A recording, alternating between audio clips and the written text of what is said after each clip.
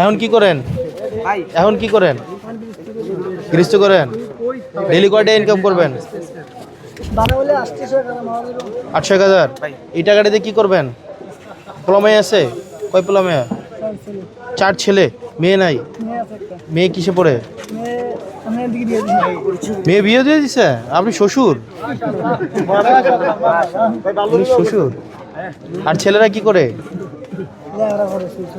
লেখাপড়া করে। এই টাকা দিয়ে কি করবেন? জুয়া খেলবেন?